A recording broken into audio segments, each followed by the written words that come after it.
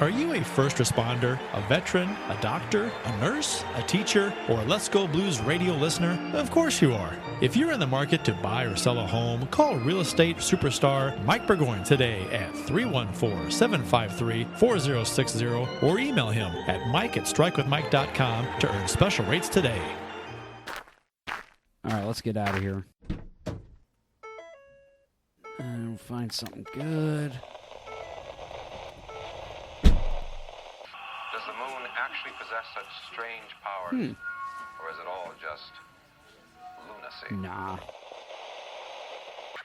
sorry I went to Mars for a second, but I'm back now and I got t-shirts for everybody. Good, but no. 1 and 2 and 3 and 4 and 1 and 2 and 3 and 4 and 1 and 2 and 3 and 4 and 1 and 2 Nope. and 3 and... Get ready to hear some noise tonight! Absolutely not. Too late. Oh, yeah. Eat this.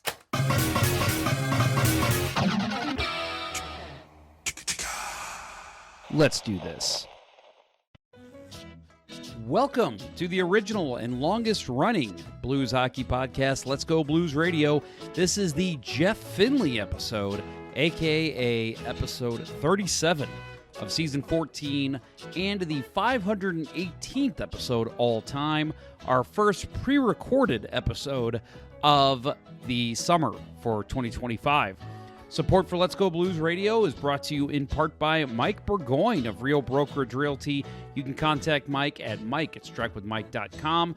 Also visit his site at strikewithmike.com, or you can call him directly at 314-753-4060 and get started selling your current home or buying your new home today. On today's show, our friend Vanessa Graf joins us, and we're going to talk about some blues prospects. Lots of names obviously going around right now with Dalibor, Dvorsky, Jimmy Snuggerud, who's already graduated to the NHL pretty much on a full-time basis, I think, at this point, as well as other names. Obviously, Justin Carbonneau is one that's been thrown around a lot this summer. We are going to talk with Vanessa about all of those prospects. She knows her stuff. Big AHL Thunderbirds watcher, as well as somebody who just follows all the blues prospects. So for me, you know, there's just so much going on around the sport of hockey. It's, you know, obviously the blues are our big priority here on Let's Go Blues Radio, duh. But, you know, there's prospects, there's AHL, there's World Juniors, there's Olympics coming up. There's so much, and it's impossible for really any one person to be an expert on everything, the whole hockey landscape. So I try to bring in people like Vanessa who really kind of specialize in areas of the sport, and hopefully that you know, that person will be able to provide some insight. And we've had Vanessa on the show many times. She's been a fill-in host, she's been a guest, and she always provides excellent insight. So very happy to have Vanessa back on the show this summer. And again, probably going to see her again at some point over the season. But it's always fun to get these prospect updates, because I know so many of us are wondering, you know, yeah, we see the box scores, we see the highlights, but what's really going on with these prospects? A quick show announcement. The Stanley Ponder Cup Memorial Tournament player signups, they will begin tomorrow. We are recording this on July 17th, 2025. They begin tomorrow at 10 a.m. St. Louis time. So if you are a roller hockey player and want to get involved in the Stanley Ponder Cup Memorial Tournament, which we hold every year, if you're a listener to this show, you've heard us talk about it many times. It will be held on November 22nd, 2025. Starts at 11, goes till about 9:30, 10 o'clock at night. If you, again, have never heard of this tournament, it's something that obviously run by me in honor of my late father, who died from leukemia back in 2015. This is our 10th annual, and we benefit the NMDP, which is the National Marrow Donor Program. Why they changed their name, I have no idea. They were Be The Match, bethematch.org, as some people knew them, and obviously blues fans are probably familiar with that name, because that's something that blues have been a big part of, making sure people donate bone marrow if they can. It is very easy, folks, to sign up for the registry. They send you a packet in the mail. You swab the inside of your nose. That's it. And if you are a match for anyone who needs bone marrow, they will contact you. It is very important to be on there. You could help save a life. So we do raise funds for that program. Again, the NMDP. No idea why it's not Be the Match anymore. That rung off the bells so much better. But the roller hockey tournament itself will be at Midwest Sport Hockey again in Baldwin area of Missouri, so St. Louis area. And again, it's open player signups. So these signups, again, they begin on Friday, July 18th at 10 a.m. You can do it. We got a Facebook page, and I'll shoot out the link on all my social channels as well as Let's Go Blues Radio's social channels. So make sure you stay tuned on that for that link to where you can sign up. It is a $60 fee, but you also get a jersey with it, a special Stanley Ponder Cup Memorial Tournament jersey. And again, it's open sign up. So anyone who's interested, even if you don't play roller hockey, we welcome all skill levels. So we've literally had people playing this that have never played before. And we just go out there and we play hockey all day, 5, 6 games, 7 games, I think is the max. And we award a winner, a champion team. It's just a lot of fun. So if you've never been there, plan on it. Circle the date on your calendar, November 22nd. And obviously, this is for player signups. But we also encourage people to come and watch, even if you just buy a beer, buy a soda, get yourself a hot dog, whatever. Some of that will go back to supporting NMDP. So definitely try to schedule that November 22nd. Make sure you are open to come to that because it's a lot of fun. And we have raffles too. So last year we actually had a Philip Broberg jersey. There was another. It was a Mighty Ducks jersey, the new orange ones. I think it was a Leo Carlson jersey. We've had Blues tickets and giveaways, Cardinal tickets, Cardinals box seats. Always a lot of cool stuff that comes up in those raffles. So make sure you are available that day. But again, player signups tomorrow, Friday, July 18th at 10 a.m. And just look for us on social media, and I will post that link. Player signups will go on for a while. Goalies go very quickly. So goalies, if you're interested, make sure you sign up as soon as you can. There's only 6 spots for goalies. Well, we're going to take a quick commercial break. You're going to hear from our awesome sponsors, and when we get back, you will hear from myself and the amazing Vanessa Graf as we talk Blues prospects. Stay tuned. After these messages, we'll be right back. As a hockey player, Mike Burgoyne knows a thing or two about making the perfect play. And when it comes to real estate, he's always ready to score the winning goal for his clients. If you're a first responder, a veteran, a doctor, a nurse, a teacher, or a Let's Go Blues radio listener looking to score the home of your dreams, you'll receive special rates with Mike. Go ahead, shoot some questions his way, and he'll have the answer quicker than Curtis Joseph on a breakaway. Curtis Joseph got the paddle down. Any barriers? Mike will mow them down like Chris Pronger in front of the net. He'll score you your dream home or sell your existing home faster than a Brett Hall one-timer. Put past the Hall. He shoots. He scores. See Burgoyne's real estate prowess in action today by emailing him at mike@strikewithmike.com or by calling 314-753-4060.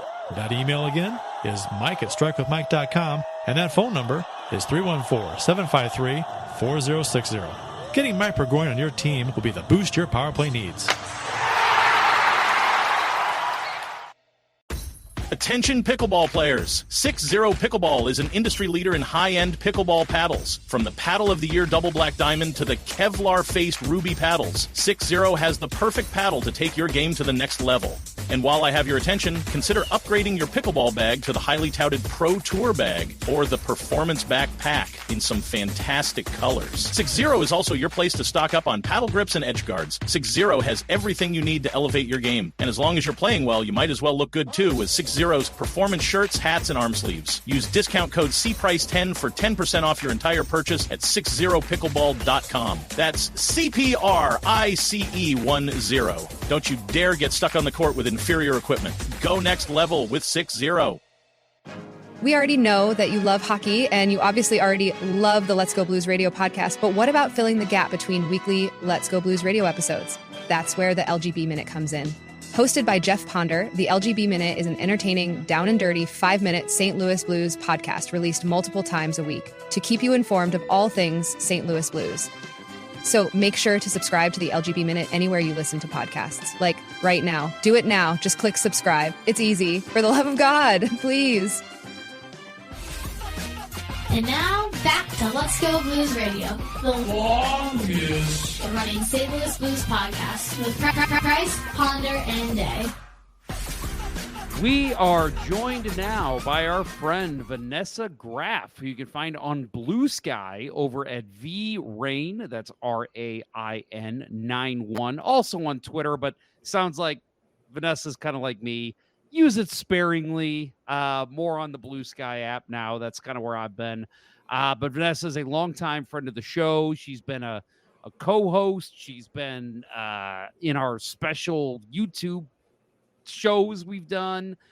We've also had her on as a guest because she knows Blues prospects. So let's get right into it. Vanessa, thank you very much for joining the show. Thank you very much for having me.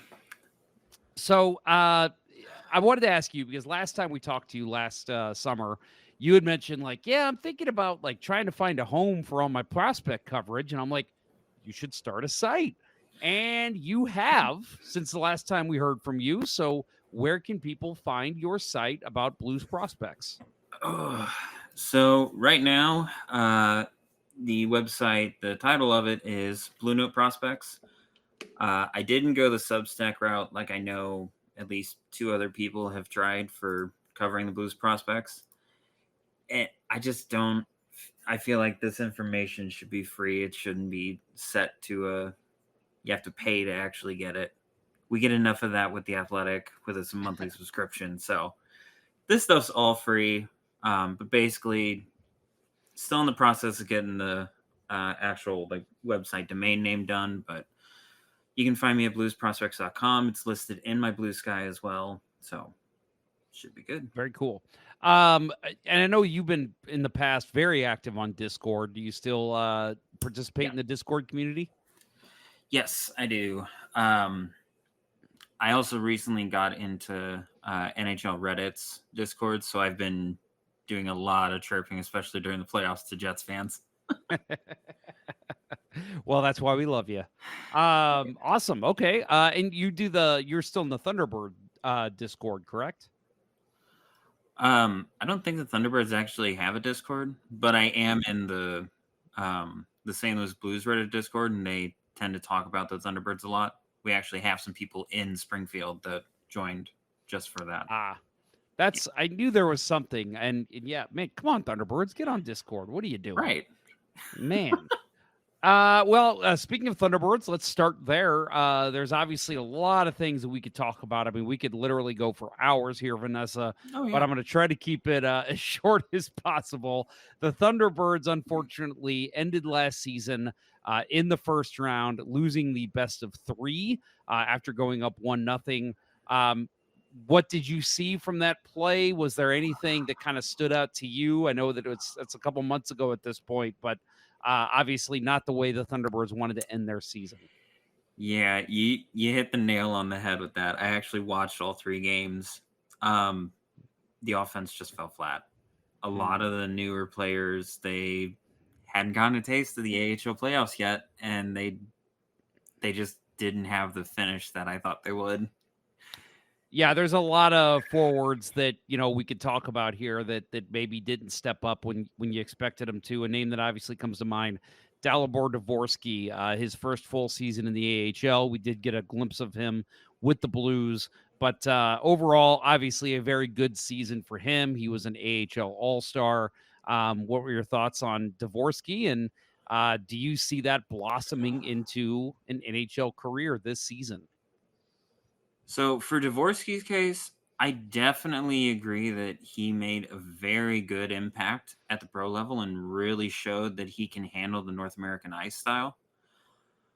When it comes to him actually making the jump, I'll actually piggyback off of what Lou Kuric had discussed with Armstrong on an article, that they may just have him start as a wing like they did with Thomas.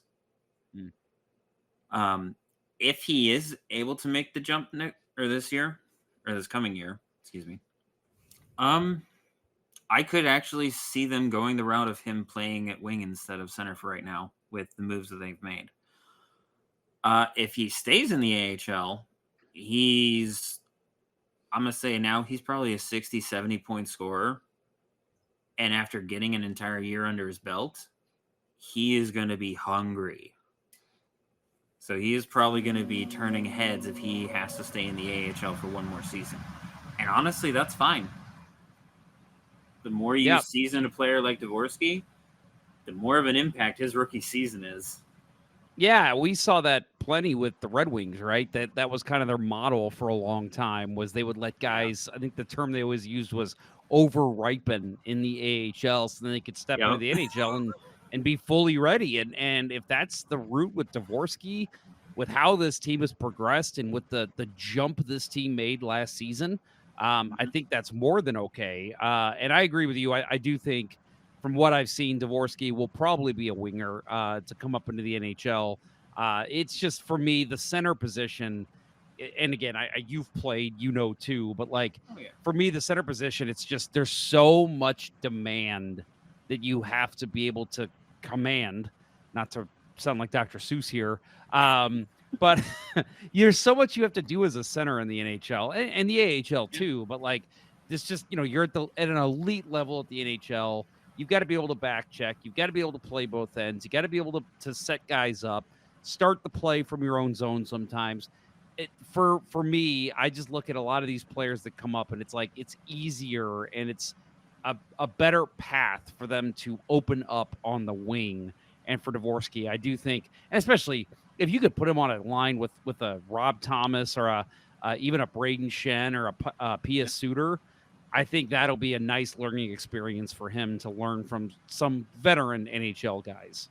Oh, for sure. And honestly, the moves that Doug made, signing Bukestad, signing Pia Suter, his first name confuses me, and I have to keep remembering it's a different pronunciation. Yep. But signing those two centers gives a good bridge gap between Dvorsky actually getting full-time center role and even potentially Zach Dean. So it's you're giving them the safety net to, if they are not ready, you can still give them that chance to work their way into it. And you're not rushing them, which is the biggest thing. And I wanted to ask you, that's another player I wanted to bring up. You mentioned Zach Dean. That was an interesting, and again, any insight you have, please provide it, because Zach Dean was injured apparently pretty much all season last season. And I asked around all my AHL contacts, and I got the same answer. Thunderbirds have been very hush-hush on what's going on with him. So, having said that, this was the guy, for those that may not remember, that the Blues got in the Ivan Barbashev trade with the Golden Knights. So obviously there was some high expectation. Dean did play a little bit in the NHL 2 seasons ago. What do you know of Zach Dean, and is he going to be ready to start the season? For Zach Dean for this past year, he really got a bad luck break. I at least know that the injury was at least a lower body, and that's why it was constantly being scheduled week to week. With regards to him for next season, this is where he needs to prove that the injury didn't hamper his progress. Once he got back towards the end of the year, he was performing well. He still looked a little shaky because, again, he hadn't played for most of the season. But he was starting to look kind of like himself from the first few games in the season that he did play. So I would say for Dean, this is more of, all right, I had a really really bad injury I had to deal with. So I really need to show that, yes, even with the injury, I was at least improving in some area. Right.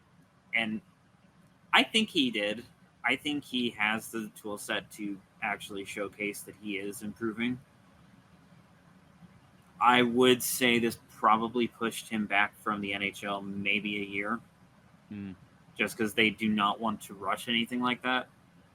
And I'll just keep coming back to this whole thing of them not rushing prospects. There's no need to. Right. And especially with, them coming out of this retool, rebuild, whatever. They've got plenty of guys. Obviously Bolduc's moved on, but they've got other wingers that are stepping up. We've already mentioned Dvorsky. You've got other guys like Jimmy Snuggerud, who we'll talk about in a minute. And then just other names that could easily step into a top 9 role if needed. So, yeah, I'm with you. I don't think there's any real need. If it's like, oh, my gosh, Zach Dean doesn't have a good camp, he's done.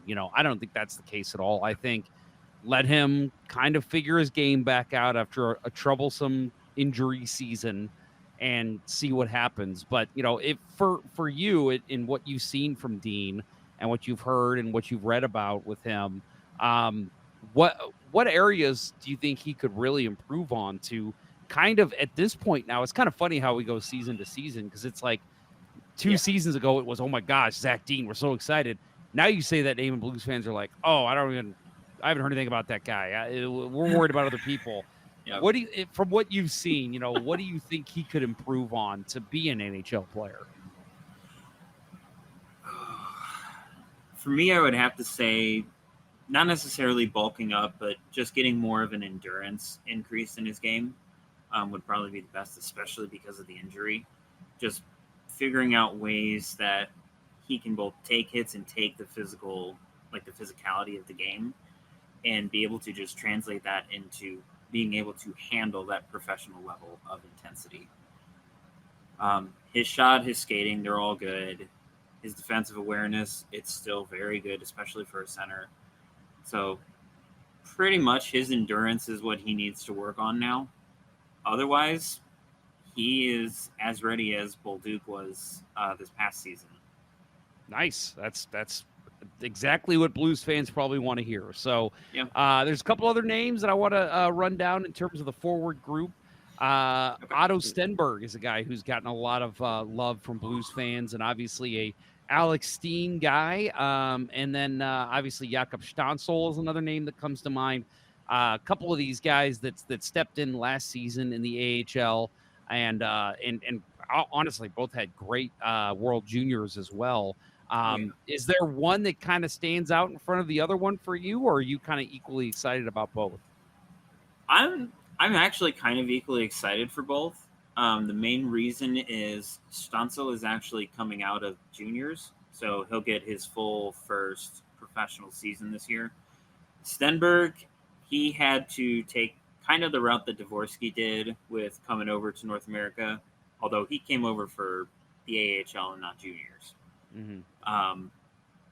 Stenberg actually showed up pretty well for the Thunderbirds for the half of the season that he did show.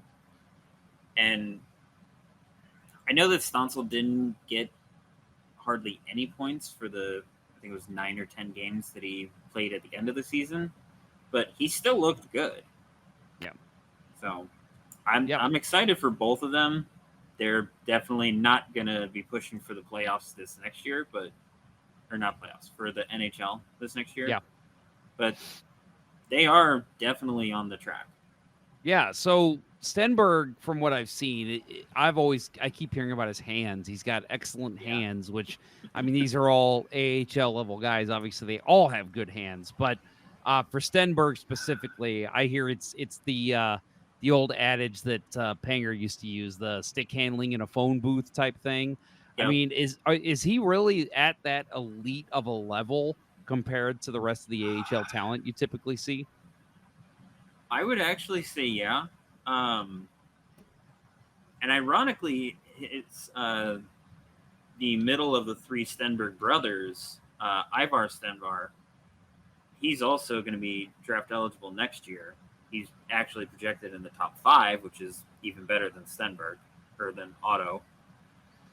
But yeah, Otto Stenberg, he has the hands, he has the spatial awareness. It's very nice to see. So another name, obviously, that we should definitely discuss is a guy that's already been graduated to the NHL level and is likely to be a top 6 forward for the Blues this season. Jimmy Snuggerud stepped in after his college season ended. I'm sure not the way he wanted. He came back for another season and was hoping to win the championship before joining the NHL. That did not happen. But he signs with the Blues, joins them for the playoff run. I thought, for the most part, looked like he belonged in every sense of the word in the Blues' short 7-game stint in the playoffs. What stood out to you about Snuggerud, and do you think this is a guy that's kind of going to live up to the hype? The thing that stood out the most was his drive to go after the puck like it was cotton candy. Like he was a kid in a kid's store, immediately going to the corners, grabbing that puck, and just fighting his way to do anything. This is the dynamic power player that we have been missing on the wing. I wouldn't say it's a Perron-esque. It's more of a who was I thinking? It's more of like a Jaden Schwartz. Goes in, plays the puck, tries to make the plays happen. Like he gets into the nitty-gritty areas. The thing I loved the most was his shot. Yeah. I agree. And his willingness to shoot. Just, ooh. Those were very crisp. His willingness to shoot is what made me excited too, because there's, how many times do we see these players step into the NHL level and just pass up opportunities because it's like, oh, I don't want to be that guy, but it's like Snuggerud, he knows the type of player he is, and he's like, I'm going to rip this one at the net. And I appreciate that. We saw it a little bit with Dvorsky, I thought, in his one game as a Blue too. But like for him, I thought, this is what we need you to do. We need you to step in and be ready to shoot the puck, because we've got some excellent passers on this team. And if you're going to be getting top line minutes with a guy like Robert Thomas here and there, you need to be able to shoot the puck. And that's what we saw from him. I personally am very excited about Snuggerud as well. Yeah, he is definitely fun to watch. And him and Bolduc literally had just the same mentality of, we shoot the puck, we score. That's it. So, well, you mentioned Bolduc. Let's talk about it. I'm just giving you segues immediately. You're the segue master. Look at you. Bolduc, that's another one I want to ask you about. So, obviously, unless you're living under a rock, you have heard that the Blues did move Bolduc this summer for Logan Mailloux, who we'll talk about with the Montreal Canadiens. I hate predictions. I hate being like, well, this is what's going to happen, because nobody knows. But in your opinion, obviously the Blues have a robust amount of talent on the wing. They felt like Bolduc was expendable. Let me ask this. What was your reaction to the trade? And now that you've had about 3 weeks to let it kind of resonate in you, 2 weeks, whatever it is. What are your thoughts now? I'm still a little salty. I was really enjoying Bolduc. I constantly was making comparisons that Bolduc was basically Perron 2.0. Because you could see it in the drive that he had to play. And I just got the same feelings between Bolduc and Perron from their early careers. So I am a little salty about it. From what you know about Mailloux, do you feel like it's a fair trade at this point in their careers, or are you kind of like, probably shouldn't let go of Bolduc so soon? I'm kind of on the fence. After a few days from when the trade happened, I can understand the trade, and I can understand the viewpoint that Armstrong and Steen and the rest of the ownership group and everything, what they saw in it. He played amazing for the AHL. He was literally the best defenseman for the entire league. Like, I can understand the appeal of, oh, it's a very, very shiny new toy. Might want to go at it. Also, the fact that it's right-handed defenseman, that's literally a needle in a haystack player nowadays. So, controversies for Mayu aside, I definitely understand why they made the trade. I was kind of hoping it wasn't Bolduc, and immediately when that actually came out, my entire mentality was just like, what are we doing? You weren't just alone. Let go of a Piran Light. What are we doing? Yeah. But yep, that was a lot of after a while, sentiment. I understand it. Yeah, so you get it. I mean, for me, I kind of look at it as a need for a need, right? Like for Montreal, they went out and got Noah Dobson, so it was okay. We kind of made Mayu expendable, and then for the Blues, like we've said, they've got so much an assortment of. It's an embarrassment of riches, really, in terms of forward prospects for this team. So and I think I even said this late in the season. I said we're going to see a young winger moved this summer because there's just too much talent to let them logjam each other. I will admit, though, I was shocked that it was Bolduc. I really thought we would see, I thought maybe a Dean, maybe a Stenberg even, or a Stancl. I thought maybe one of those guys would be moved. But again, with them being kind of Steen picks and he's the next GM, you have to wonder how much of this was, and let's not, gloss over the fact that I think Steen was in on these discussions as well. But for me, it was, this is an Armstrong, like, I don't want to move the guys that Steen basically wanted me to draft. So that's the way I look at it. And we'll see. And I'm honestly, as weird as this sounds, Vanessa, I cannot wait to have you on a year from now and have us break down how this trade looked for both teams. Oh, for sure. I will admit, I kind of wish it was actually Texier and maybe a Stenberg or a Koss for Mayu. I would have been able to handle that a little more. But, yeah, it's how the chips fell. Yep. Well, let's move on to talking about some defensemen in the Blues' system. One name that obviously comes to mind for me is Matthew Kessel. Stepped in as a rookie and I thought played tremendous. Outplayed Torrey Krug, outplayed Nick Leddy in his rookie season. Looked like a seasoned veteran out there. Love the way he looked. But for you, well, for all of us, we saw him take a major step back last year. And it goes down to the AHL. Tyler Tucker ends up getting promoted over him, and let's not lie about Tyler Tucker. I thought looked great since the last time he was up. But for Kessel, I think to me this is an interesting year for him to see. And for me, I think he's got to have a good camp because he's got a guy like Mayu who stepped in. Blues have obviously gotten rid of Leddy now, but like they've still got.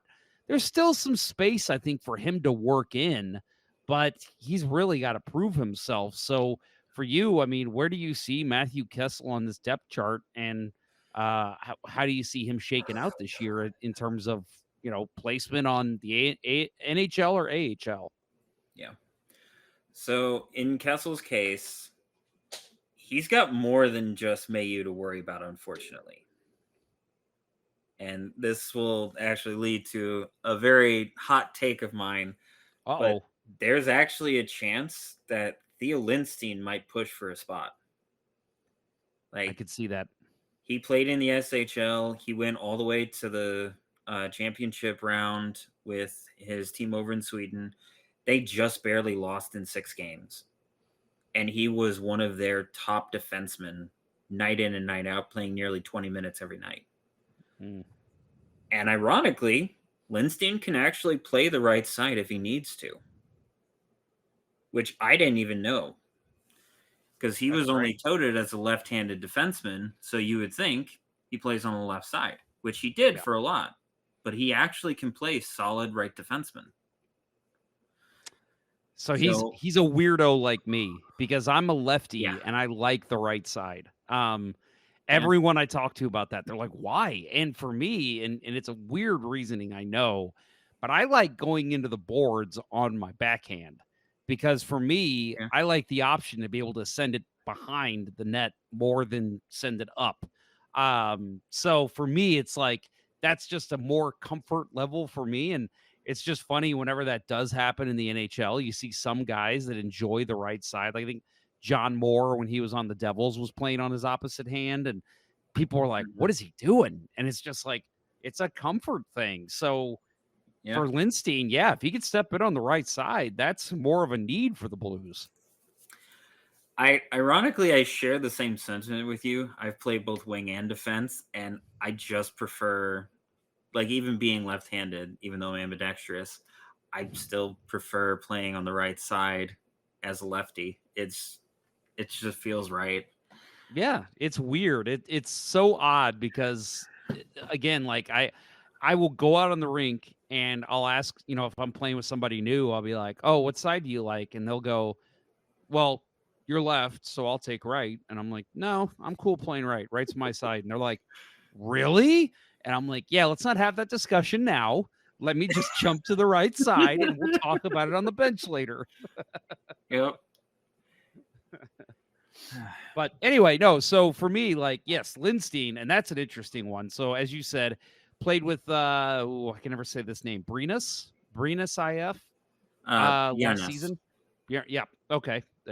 That's what you that listen to Vanessa, don't listen to Jeff. So he's coming over from the AHL, and they're SHL. got him projected. I'm sorry, the AHL, NHL, AHL. He's coming to North America. Let's say that. He's coming from Sweden to America.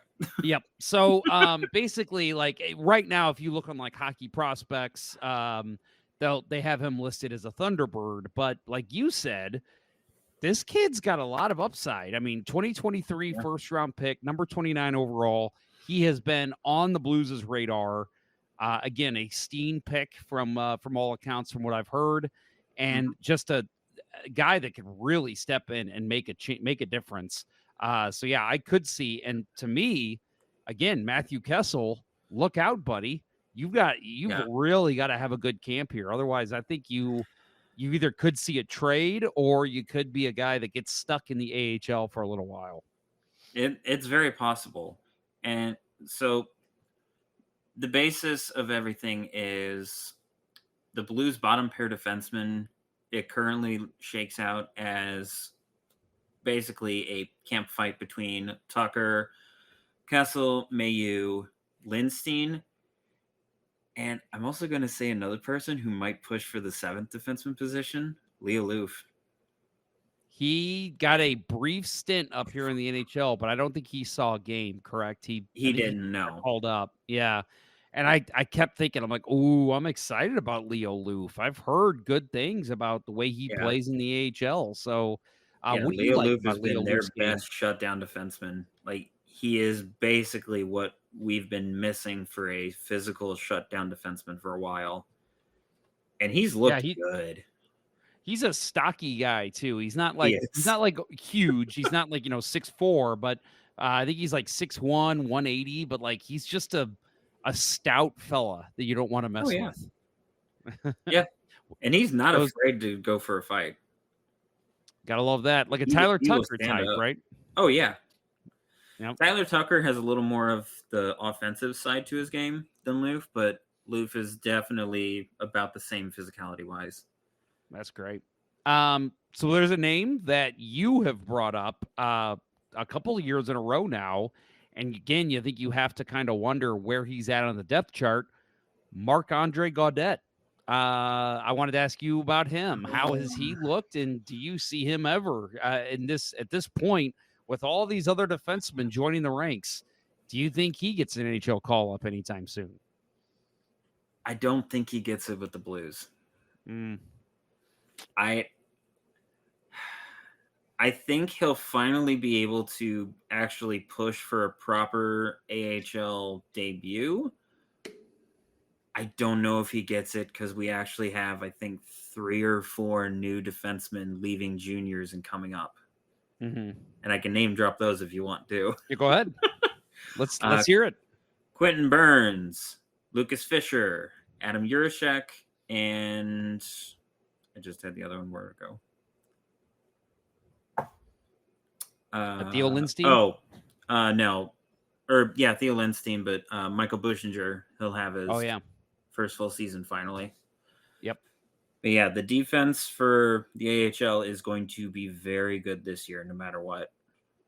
So the Brantford Bulldogs of the OHL, you mentioned Adam Jiricek. I wanted to ask you, let's check in on him.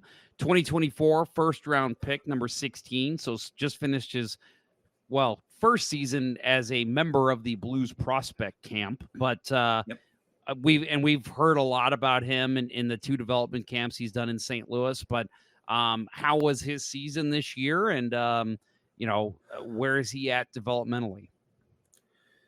Well, thankfully, he didn't have another leg injury that ruined his season. He had some minor bumps and bruises that kept him out for a good portion of the season. So he is trying to acclimate and learn to increase his endurance, kind of like some of the other players, like Zach Dean. But for Jiricek, you can still see the passion with his play. You can still see it in the few games that he has played. He has the awareness. His body just needs to catch up. Yeah. And I feel like making that jump to the AHL, if they can ease him into it, like during the prospect camp, he looked healthy. He looked to be skating really good. No weird complications, no weird tweaking, like something of his leg makes him stumble a little. He looked good, and he does look healthy. So hopefully that can translate to a good professional debut.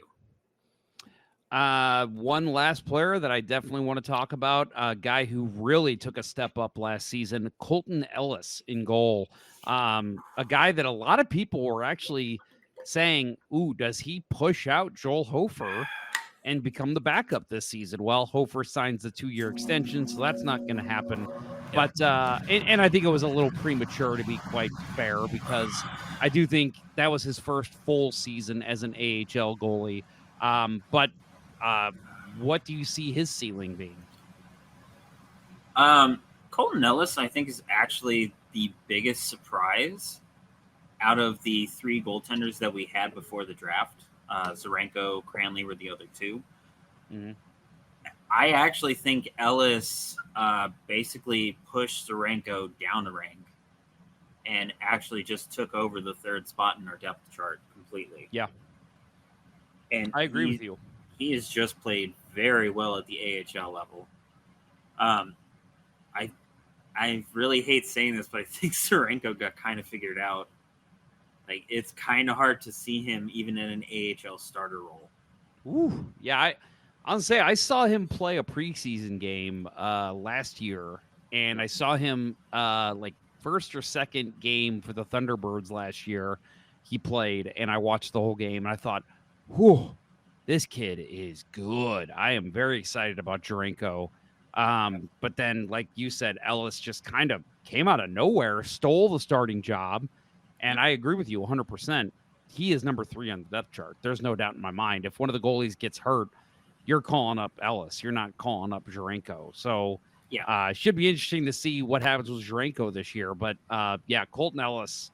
And obviously, you mentioned Will Cranley as well. But for me, Colten Ellis, I'm excited to see what he can do for the second season as basically the starter for the Thunderbirds. Yeah, and just for Blues fans in general, yes, love Bennington, love everything he's done for us. But my viewpoint on the current tandem going forward after Bennington leaves, and you have to understand that he is probably going to leave at the end of the contract. I don't know if the Blues have it in the plans to try and keep him. It may cost too much. Yeah. Yep. But it's basically going to be Hofer at the starter and Ellis as the backup. I'm fine with that. I mean, and they are both very good players. I was going to say, if they continue to project the way that they have so far in their careers, I have no problem with that. And hell, it could even be Ellis steals the starting job at some point. You know, I mean, that is possible. He looks like he's got the ability to do it. He does, I'm still a big Hofer fan. Like, Hofer went out and took that World Junior tournament that he was in, and he stole the show. Like, he has that Hall of Famer Hofer mentality. Yes. All right, I got a couple quick hit questions for you. You can provide some. You can provide whatever you like. If you want to add some color, that's fine. Otherwise, just giving me a name is fine. Which prospect? Let's take out Dalibor Dvorsky. Which prospect is most likely to make the jump next season to the NHL? So I have. You would probably agree. I have a list Dvorsky, of players right? besides Dvorsky that can do. Yeah. Well, you got to pick. You got to pick. Let's go top three then. Who do you think the top three options would be? Okay, I'm gonna go ahead and list all of them, and then I will pick the three so that people know where my thought process is. Okay. So besides Dvorsky, Aleksandr Kaskiamaki, Dylan Peterson, Leo Loof, Samuel Johannesson, and Theo Lindstein. Of those five, I would say Loof, Kaskiamaki, and Peterson, all three of them have a very good shot. Wow. And what do you like about Dylan Peterson? I kind of want to piggyback of what Armstrong said at the end of season presser. Peterson just has a mature game. It is such a good, well-rounded, mature game. He can play center, but he was playing right wing for the Thunderbirds, and he was just a very professional mindset. Basically, a very good young fourth liner. Okay. Yeah, that's kind of what I projected him at too, from what I've seen from him and heard and read. Is to me, it's like he's not going to be your first line winger or center, but he is going to be an NHL player. He'll be in your bottom six, which, hey, those guys do. I mean, look at the Blues' fourth line last year. They were just as important as anyone else on the ice. Yeah, for sure. And I can definitely see him sliding in and actually pushing, let's say, Matthew Joseph, or moving Walker to the left side for a fourth line mix if someone gets injured. Easily could do that. Yeah. Or he could even just beat out Texier for a position. Yeah, that's true. He does not seem to be in favor with Jim Montgomery. So, very, very possible that happens. And that's a name I didn't even mention earlier, because that's a name that one of my favorite names in the Blues organization right now, Aleksandr Kaskiamaki. Like, that name, it's such a beautiful name. So, I would love to see that name in the NHL. Yeah, and Armstrong even said in the press conference at the end of the season, he really loved Kaskiamaki's game during the season. It was just very well-rounded, especially this was also, I believe, his first season coming over from Finland. So yeah, I believe so. Definitely worth it. So another question for you, and again, if you need to list a couple off, that's fine.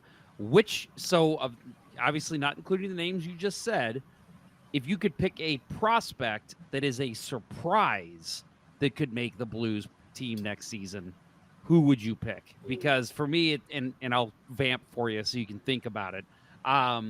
There's always that one player that always has like a ridiculously good camp, and it's like, whoa, where did this guy come from? So is there anyone in the ranks here that you could see being that guy? Part of me wants to say the latest first-round pick, Carbonneau. Part of me does, but I also understand he wants to play in the juniors and try and win the Memorial Cup. Mm-hmm. I would say Alexandrov whenever he actually signs his qualifying offer. Yep. Okay. Yeah, I would say after last season, beat that drum for a while. Yeah, I think Alexandrov, he was rushed, and that's kind of why his second season in the NHL was so flat. We just rushed him too quickly into it. But after what he did last season, putting up mostly the same numbers as Dvorsky in the same amount of time, I think he's finally ready to have a more stable job in the NHL. And I think he could surprise some people. Yeah, we could see. Okay. who of these prospects, and again, it doesn't have to be someone we've already talked about, who do you see play that you're just like, that guy is never going to play in the NHL? Do we have any of those prospects? Ooh.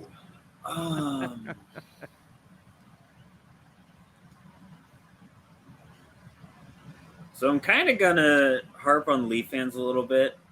We're not going to see Abramov, the guy that we got in the Ryan O'Reilly trade. He's not going to come back to the North American ice. He's going to stay in the KHL. Leaf fans, you destroyed his potential. They're good at that. Many others. They are very good at that.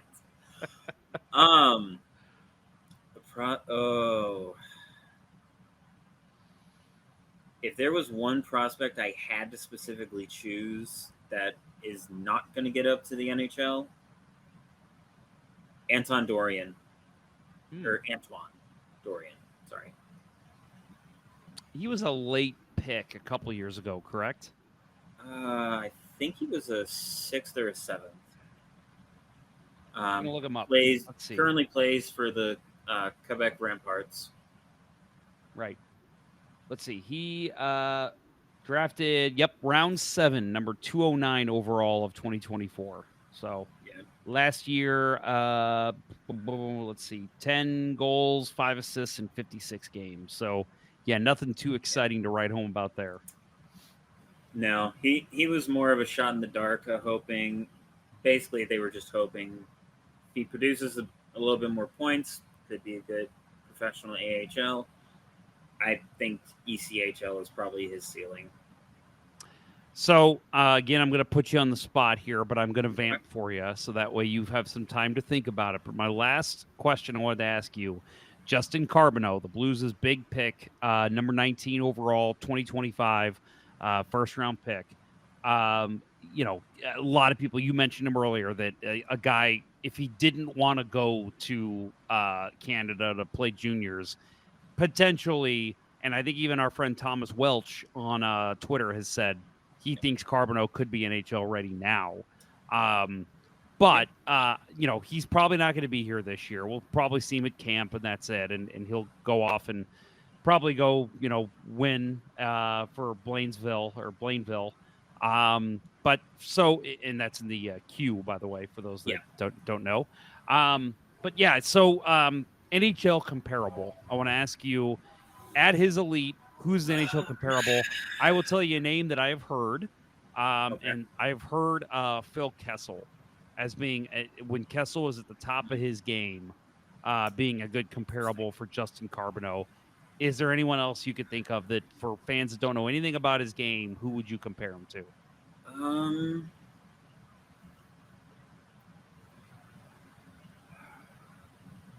Which Kessel is not a bad pick because he had a hell of an NHL career. I'm just trying to think of. Oh man, that is a very good question. That's what I do here at Let's Go Blues Radio. Ask the good questions.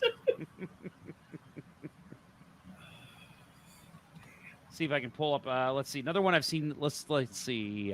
Brock Besser, Cole Caulfield. That's right. I've seen that too. That Cole Caulfield's a good comparison. Which again, I would say Besser is probably the best comparison in my mind. Okay. Wow, I'm seeing Timo Meyer too. I would agree with that. Man, I would agree with Timo Meyer. Played that big of a game. That's good. Yeah. Fantastic. Okay, cool. Yeah, he's definitely worth it. Yep. Some of the stuff we saw in development camp with him, I'm like, you got to be kidding me. This kid's 17 years old. There was one clip that the Blues actually harped on their socials, where he gives a check in the center of the ice, knocks the defenseman off the puck, and then steals the puck and just highlight reel goals it in on a little scrimmage. It's like, where the hell did this come from? Yeah. He's playing to get, like, that development camp. Yeah, it's all kids, but at the same time, like, a lot of those guys, it's not their first rodeo. They've all been in these development camps. They've played against other prospects at a high level. And this kid's 18, stepping in and making plays like that. I mean, that's super exciting. Oh, yeah. And that's not something you expect to see at a prospect camp where they're mainly just going through like drills, seeing where their specific skill level is for the actual coaches that work with the prospects. Yep. So it's like, all right, this is kind of interesting. Hold up. Yep.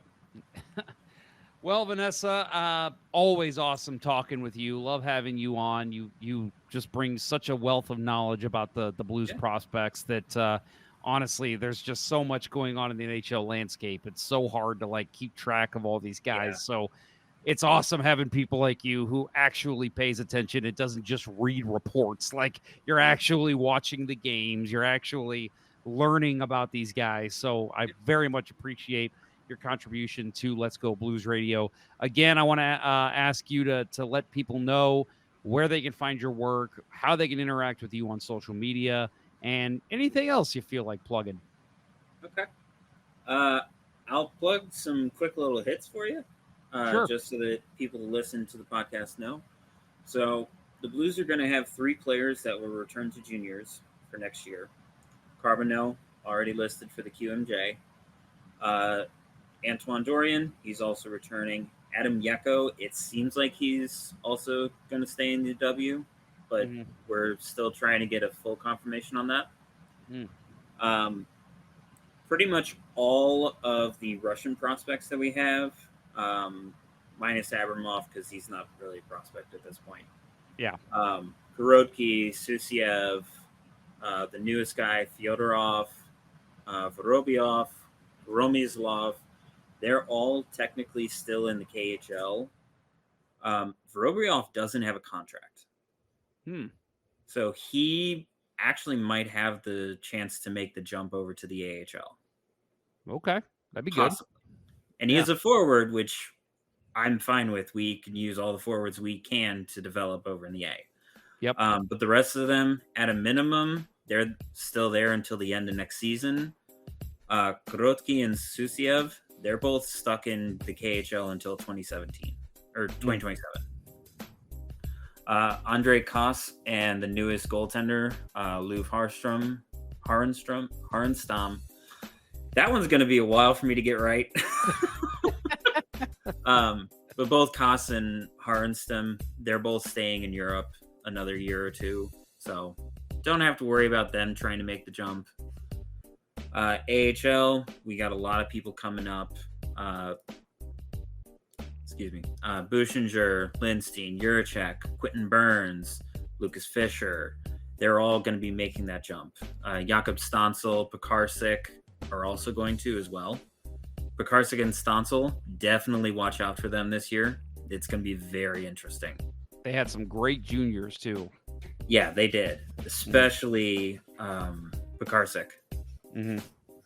In terms of, we have 3 players making the jump to the NCAA or transferring.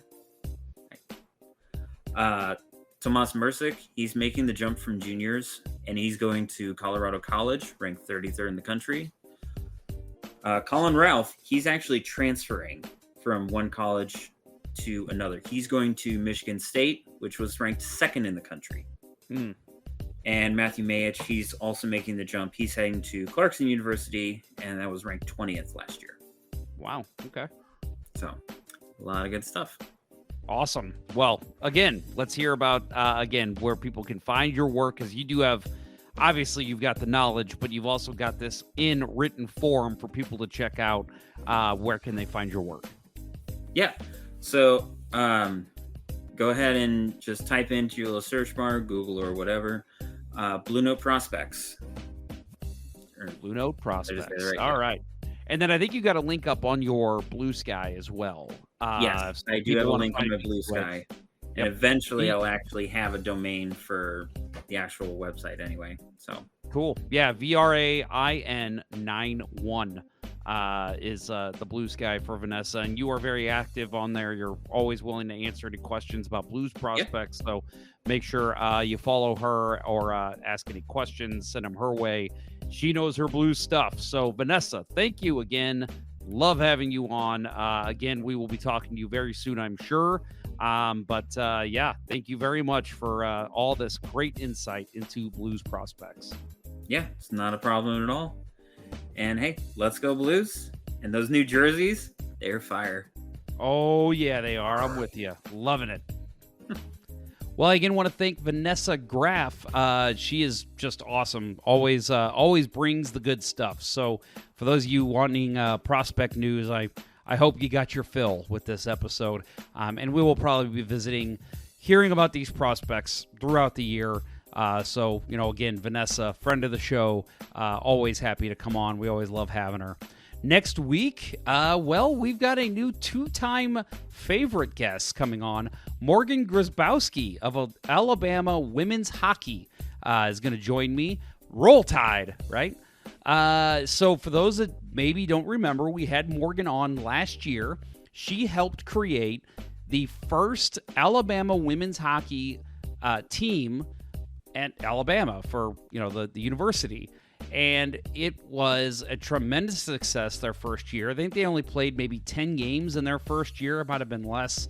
And it was kind of like an unofficial thing. Like they were still kind of, they still had to they were wearing practice jerseys and all that. But they are officially part of the, I believe it's the College Hockey South Division. Obviously the women's division of that.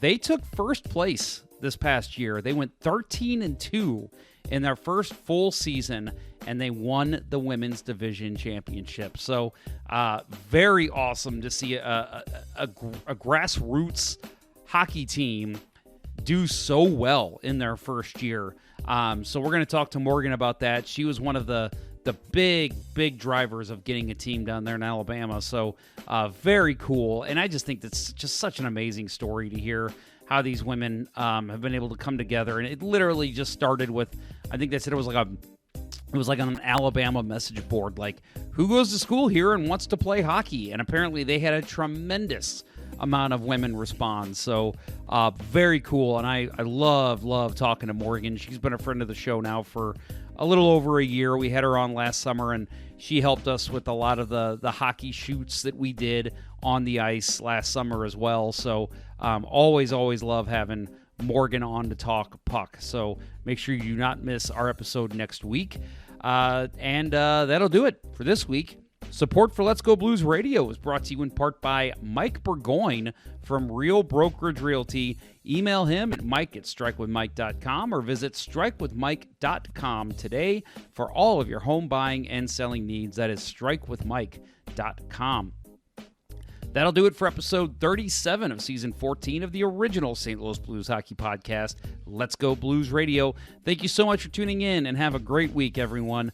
For Kurt Price and Bill Day, as well as Vanessa Graf, I'm Jeff Ponder, and I will talk with you later. This was Let's Go Blues Radio. Until next time, everyone, let's go Blues. The Chiefs are at home tonight against Cyanosport at the War Memorial at 8. Good seats are still available. A look at sports. I think that went very well. Thank you for listening to Let's Go Blues Radio. Now take off, hosers. I want you to have a heart attack and die so that we never have to do this shit again.